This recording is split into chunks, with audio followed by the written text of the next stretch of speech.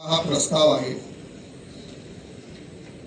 विषय ज्यावेळेला मंजूर झाला 45 कोटीचं हे टेंडर, त्याच्यामधला हा एक ठेकेदार आहे की त्याच्या 11 कोटीचं बिल आहे. पहिला मी बीजगणिताकडे जातो, त्याच्यानंतर बाकीचे विषय बोलू. मला जो कोणी मंजूर केलाय प्रस्ताव किंवा आणलाय अकाउंट्स डिपार्टमेंट, त्यांच्या समोर काही प्रश्न आहेत. या ठिकाणी जी काही रनिंग बिलाची अमाऊंट दिली आहे 11 कोटी, म्हणजे ज्या ठिकाणी जीएसटीचं कॅल्क्युलेशन केलं आहे 1,44,00,000. मला बीजगणित कळलं नाही. ही सगळी बिल अमाऊंट आहे ही ज्या वेळेला दोन पार्ट मध्ये, एक 12% आणि एक 18%, म्हणजे 1 जुलै 2017 ते साधारणतः 22 पर्यंत 12% आणि त्याच्यानंतर 18%. महापौर महोदय, बिल अमाऊंट 4,97,83,000. आता ही 12% जीएसटीचं बिल आहे. कॅफो कोणी उत्तर देईल का मला? हे जर 12% जीएसटी बिल असेल तर याची 100% अमाऊंट, कारण 12% प्लस करून अमाऊंट आहे, ही 100% अमाऊंट 4,44,49,000 होते. याच्यामध्ये 5% व्हॅट जो आहे हो ऑलरेडी त्या डीएसआर मध्ये इन्क्लूड आहे. यांनी आपल्याकडे वाढीव 60% मागितलंय. शेवटचे पॅरा वाचा, शेवटचे 2 पॅरा छोटे आहेत. बोला ना. हा वाचले ना, ते वाचल्यानंतरच त्याच्या पुढे पूर्ण नाही, हेच ना की प्रचलित जीएसटी नुसार ना सदर प्रकरणात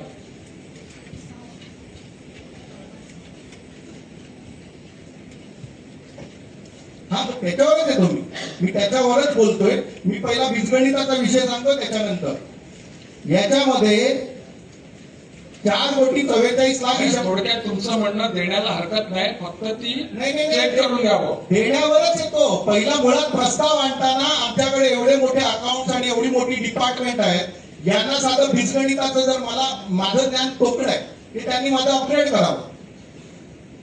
4,97,83,000 ही अमाऊंट 12% जीएसटी पकडून असेल तर ती 112% पकडू, आणि त्याच्यावरती 4,44,00,000 ही बेस अमाऊंट आहे. मग 4,44,00,000 5% व्हॅट आहे, जो ऍडिशनल आपल्याला द्यायचा नाहीये. ऍडिशनल द्यायचा आहे 60%. मग ती 60% अमाऊंट होती 31,11,000. या लोकांनी इकडे 56,89,000 दिलेली आहे.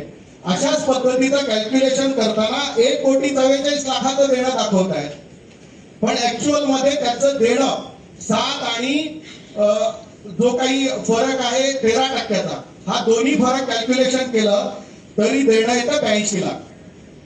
या लोकांनी 1,44,00,000 दिलेले. आता मला याच्यातलं गणित कळत नाही साधं. विचारून घेऊ. हा, आपलं कोण आहे संबंधित कॅपो?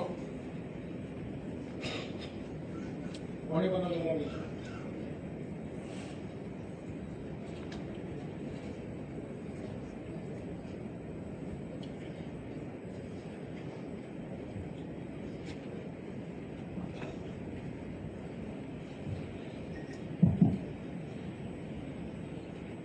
सामान्य महापौर साहेबांच्या परवानगीने बोलतो. तर याच्यामध्ये ज्या रकमा आहेत विभागाने दाखवली आहे, तर ते पुन्हा एकदा तपासण्याची गरज आहे. रकमामध्ये फरक लागतो व्हायचा. आता महापौर महोदय, तर सर हे विवरणपत्र सुधारित करण्याची आवश्यकता आहे. तर सुधारित विवरणपत्र.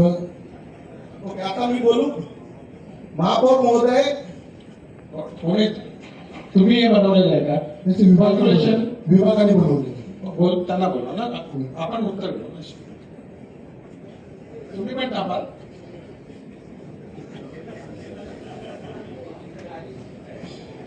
असं नाही काय मिस्टेक असेल बघू.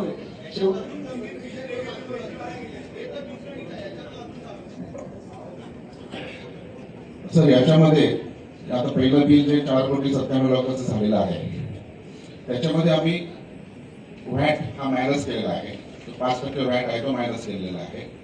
जो जीएसटीचा आहे का ना, नाही साहेब एक मला सांगा. नाही, मला हे 112% आहे का एवढंच विचारायचं. नाही त्यांना त्यांचं काय म्हणणं आहे ते ऐकून तर घ्या. व्हॅट 5% बिलातून आम्ही वजा करून जी रक्कम येते त्याच्यावर जीएसटी 12% किंवा 18% असा दिलेला आहे. आता एक तुम्हाला सांगतो साहेब, 5% व्हॅट हा ऍज इट इज ज्या वेळेला जीएसटी आला, तुम्ही कुठल्या अर्थाने व्हॅट मागे मायनस केलं? जीएसटी आल्यानंतर व्हॅट संपला ना, त्याचं बिलिंग जीएसटी मध्ये झालं 12%. तुम्ही व्हॅट कुठून मायनस केला? तुम्ही बेकायदेशीर काम केलं का? जीएसटी ऍप्लिकेबल झाल्यानंतर व्हॅट विषय संपला, सगळे विषय संपले, तुम्ही व्हॅट कुठून मायनस केला? सरसकट त्याला 12% व्हॅट रिप्लेस कशाने केला? व्हॅटला रिप्लेस झाला जीएसटी. अहो साहेब मी तेच म्हणतोय, हे 12% म्हणजे 112% बिल झालं, 100 रुपये आणि 12 रुपये जीएसटी, 112 रुपये बरोबर ना. मग 112 रुपये आम्ही दिले, 100 रुपयामध्ये माझा व्हॅट पण आहे, वेगळा द्यायचा नाहीये. मग 100 रुपयावरती मी 7 रुपये द्यायचे की परत 12 रुपये द्यायचे? त्यामुळे तुम्ही जो 4,97,00,000 सांगताय ना, हे 112% आहे. 100 रुपये 100%मध्ये माझा व्हॅट पण इन्क्लूड आहे, मला जीएसटी वेगळा द्यायचा आहे 12%. मग तुम्ही याच्यामध्ये जे काही कॅल्क्युलेशन केलं आहे तेच मला कळत आहे. तुम्ही समजावून सांगा, बिजनेस समजावून सांगा. बाकीचं 100 रुपयाचं बिल असेल तर त्याच्यात 5% व्हॅट इन्क्लूड होता, मग आम्ही 95चं केलं आणि 95 जीएसटी केला. हो साहेब मला तेच म्हणायचंय, तुम्ही परत कन्फ्युज करता. व्हॅट कसा मायनस करू शकता जीएसटी रेजिम मध्ये? तो मायनस करून व्हॅट केला कुठे? तुम्ही भरला का व्हॅट? कशा पद्धतीनं बिलिंग होत आहे साहेब? जीएसटी 1 जुलै 2017 मध्ये जीएसटी लागू झाला, व्हॅट हा विषय संपला, तुमचा सर्व्हिस टॅक्स संपला, एक्साइज संपली, एलबीटी संपला, सगळं संपलं ना. त्याच्यानंतर तुम्ही 5 कुठल्या अर्थाने मायनस केले? कशा पद्धतीचा? आणि हे 5 मायनस केल्यानंतर सुद्धा हे आकडे जुळत नाही. 56 लाख कुठून आले? हा आकडा जुळत नाही. आता महापौर महोदय पुढे तुम्हाला सांगतो. तर मी आता पूर्ण बोलतो, मग तुम्ही काय क्लॅरिफिकेशन द्यायचं ते द्या महापौर महोदय. महापौर महोदय हा डीएसआर जो रेट आहे, माझं काय चुकत असेल तर कोणी करेक्ट करावं. डीएसआर रेट हा त्याचं मटेरियल, त्याच्यावरचा व्हॅट 5%, त्याच्यानंतर साधारणतः जे पीव्ही आपले जे पाईप आहेत, सिमेंट पाईप असतील, सिमेंट असेल, जे जे काही मटेरियल आहे, साधारणतः 12.5% एक्साइज आहे. त्याच्यानंतर 2% एलबीटी आपण पकडू. हे साधारणतः 17.5-19%, 19.5% होतात. त्याच्यामध्ये जर सर्व्हिस टॅक्स एक्झाम नसेल तर ज्या ठिकाणी मटेरियल आणि लेबर मिक्स असतो त्या ठिकाणी 40% हा जो काही लेबर पार्ट पकडला जातो त्याच्यावरती 15% सर्व्हिस चार्ज केला जातो आणि तो ओव्हरऑल त्या कॉन्ट्रॅक्टचा साधारणतः 6% येतो. म्हणजे हे सगळं टॅक्सेशन जातं 25%च्या आसपास. आता ज्या वेळेला जीएसटी आला त्यावेळेला डीएसआर कॅल्क्युलेशन करताना हे जे सगळे कॉम्पोनंट पकडलेले, सर्व्हिस आता जो व्हॅट असेल त्याच पद्धतीने एक्साइज असेल त्याच पद्धतीने एलबीटी असेल, हे 19.5% जो आहे ना हा त्या डीएसआर मध्ये होता, आता तो 12% भरतोय. त्याला 7.5%चा नेट प्रॉफिट आहे. डीएसआर कॅल्क्युलेशन करताना त्याचे जे काही चार्जेस आहेत म्हणजे मटेरियल आणि लेबर प्लस टॅक्सेस प्लस 15% त्याचा प्रॉफिट, अशा पद्धतीने डीएसआर कॅल्क्युलेट होतो. मला काही चुकत असेल तर तुम्ही कोणी करू शकता. आणि असं असताना त्याला आता 19.5% ऐवजी, म्हणजे मी सर्व्हिस टॅक्स पकडत नाही, मी एक्झाम पकडतो, 19.5% अगेन्स्ट मध्ये तो 12% भरतो. आणि तरी आम्ही 7.5% त्याला प्रॉफिट होत असताना परत हे आणतो. दुसऱ्या बाजूला 18%चे कॅल्क्युलेशन आहे. त्याच्यामध्ये मी तुम्हाला सांगतो की जुलैमध्येच राज्य सरकारचं आणि केंद्र सरकारचं ऑर्डर आहे की 1 महिन्याच्या आतमध्ये तुमचे जे ट्रान्झिट मधले प्रोजेक्ट आहेत ते सगळे प्रोजेक्ट तुम्ही व्हेरीफाय करा.